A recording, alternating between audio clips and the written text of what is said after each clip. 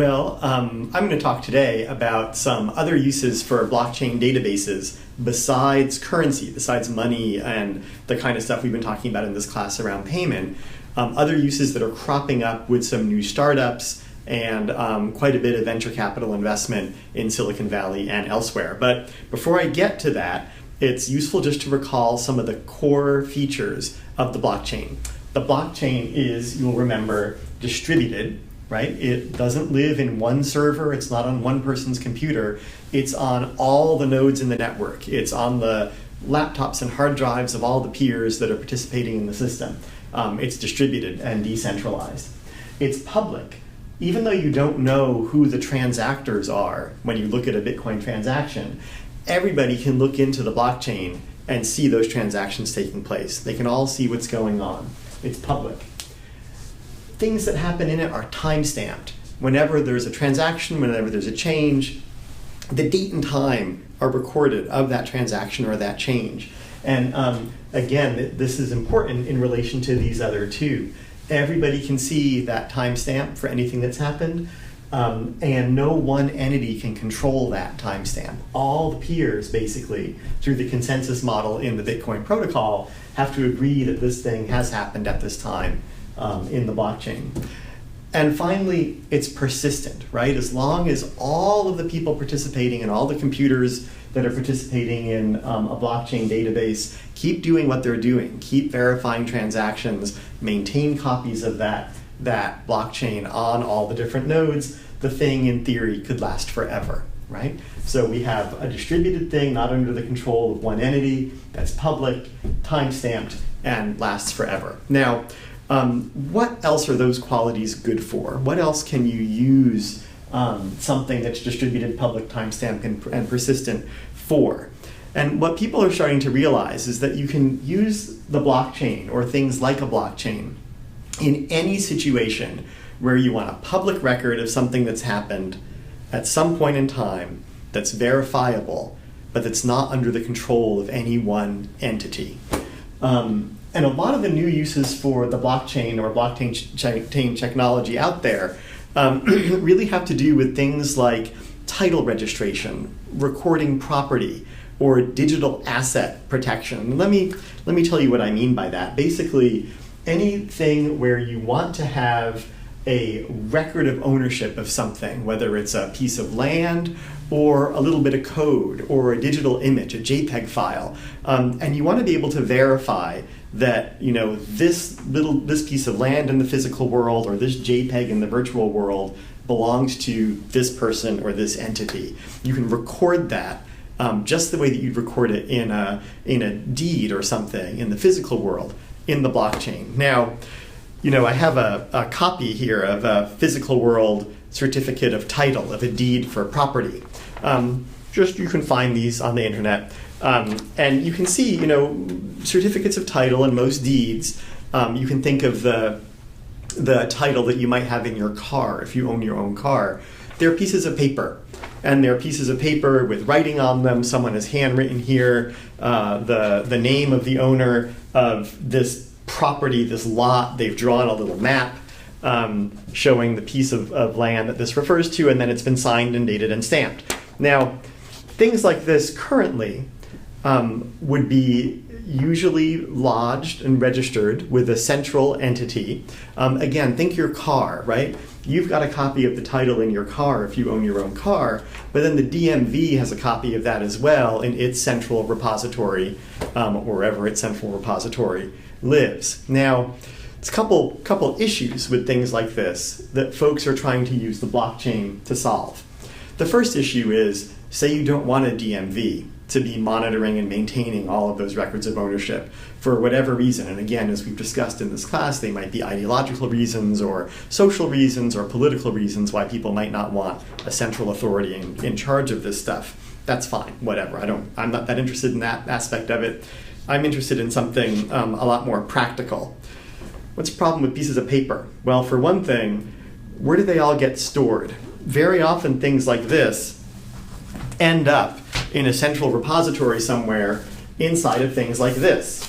Now, this is not very practical for searching and finding stuff. This particular one has some dates in it. It's basically time-stamped by month, but I can't search it very easily. It's not indexable very easily. So even though this could be considered public, if this lives in a public registry, say at a land registry in some government that's keeping track of who owns what pieces of land, even though technically it might be public, people can go and consult it, not very user-friendly, not very easy to consult the way that it would be if you had something that was in a distributed ledger like the blockchain.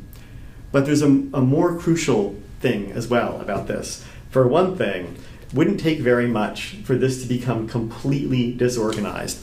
All I have to do is start, taking things out and throwing them all over the floor, and then losing them. Or wouldn't take much, and I'm not going to set anything on fire, but wouldn't take much for this all to burn and then be lost forever. So the persistence and permanence and distributed quality of the blockchain helps us for situations like this where things can get lost or can go up in flames. Now, Monograph is one example of a startup, and you'll hear from the founder of this company. One example of a service that is using this kind of system to record title to digital works of art. Now, think about the problem of a digital work of art. Let's say that I create a little picture, yay,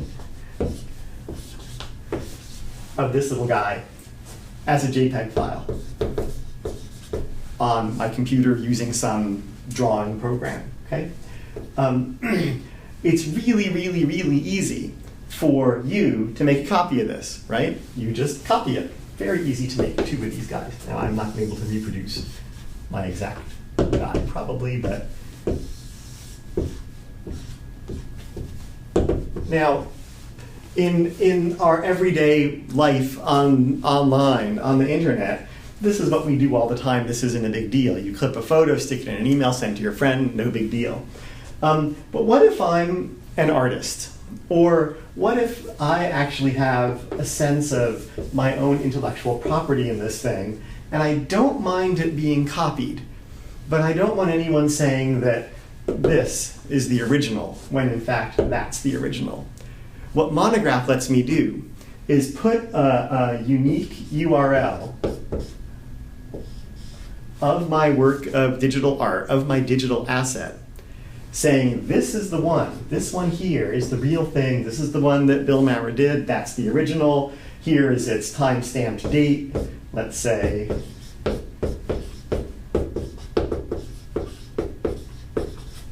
that's when it happened. That can then be just put into the blockchain using Monograph, so that anyone who then wants to refer to this piece of work and know that this is the original can look in the blockchain and see that, and look at Monograph and say, okay, this is the one, not that one, not the other one. Now, that may seem like a trivial case, right? Like, who cares about a JPEG that I created? But if you take it further, you could imagine recording one's right to assets beyond something like a JPEG. What if I've authored a screenplay? What if I have some kind of code that I've done? What if I've created any kind of asset whose primary existence is digital, and I want a public, verifiable, persistent, time-stamped, and distributed record of my ownership of it?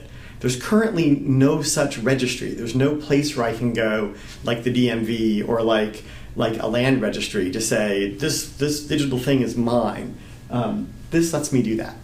Now, you're starting to have some folks try to take this beyond digital things and bring it out into the real world. Bring it out into the world of foreign exchange trading, of derivatives trading, and of making contracts around assets where sets of instructions are built into the blockchain saying, if A happens and then B happens, let's have this other thing happen. If the price of gold rises by 10% and the euro falls by 2, then I would like to sell all of my shares in IBM and sell them to Professor Patterson, some kind of thing like that. You can create in the blockchain little sets of instructions. I think of them as little robots, basically, that when certain conditions are met, will execute whatever those commands are that you've told it, like a little self-executing robot that lives in the blockchain. These are so-called smart contracts, or smart, or things that people call distributed autonomous organizations.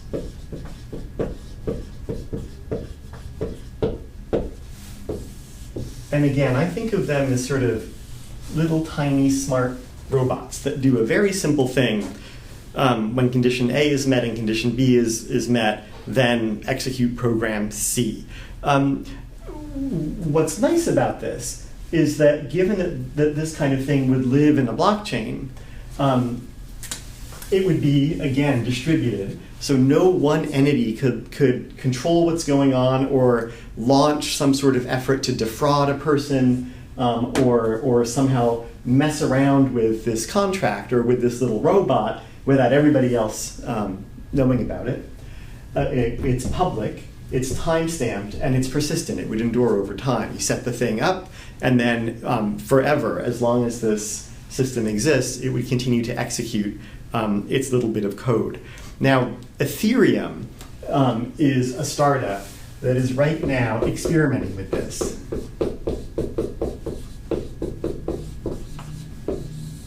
It's its own blockchain.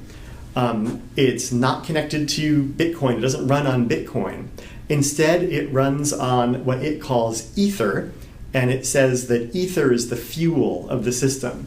And Ether is essentially the micropayment, the reward that's given to all the peers in the system for conducting the work of verification of all the things that are going on in the Ethereum blockchain. So kind of like Bitcoin mining, you have the miners who are there verifying transactions.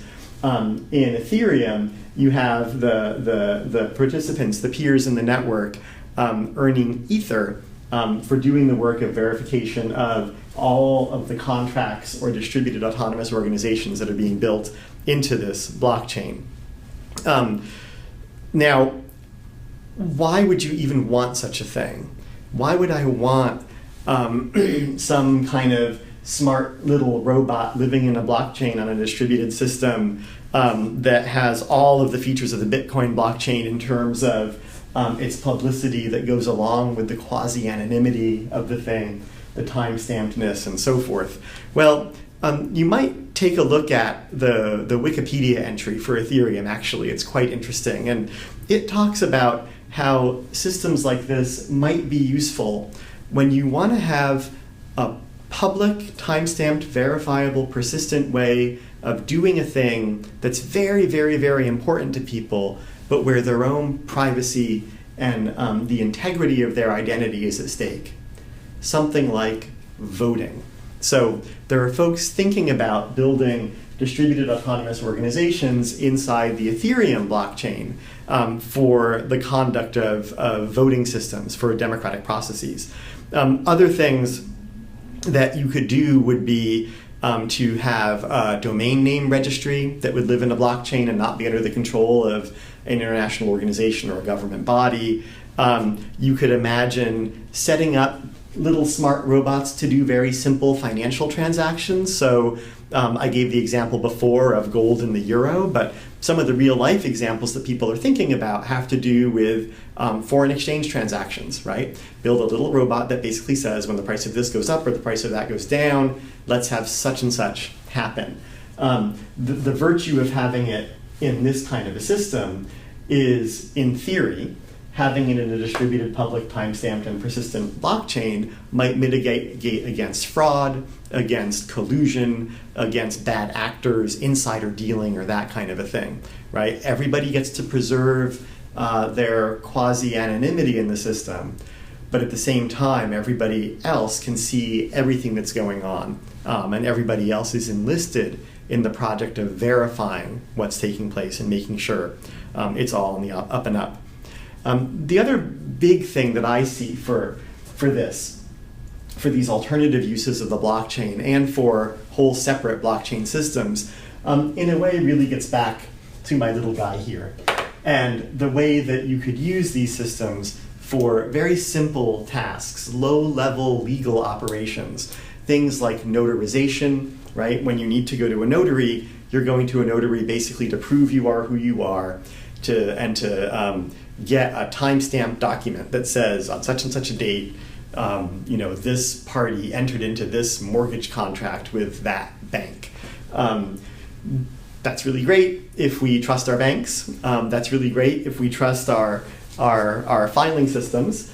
In the financial crisis that took place in 2008, many of you may know, one of the big issues was that when some mortgage loans went bad, people had a really hard time figuring out which bank held the loan, because there had been so many loans bundled together and then resold and cut up.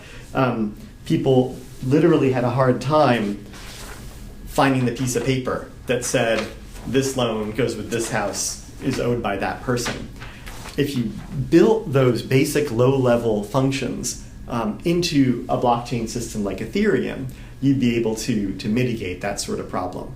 So that's just a quick overview of some of the things going on right now in startup land.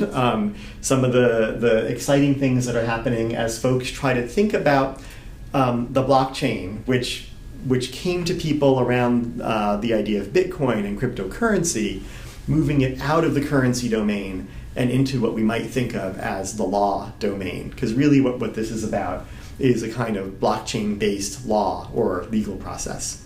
I hope you enjoy learning a little bit more online about Monograph and Ethereum and some of the other new systems that we'll be talking about, and we'll see you next time.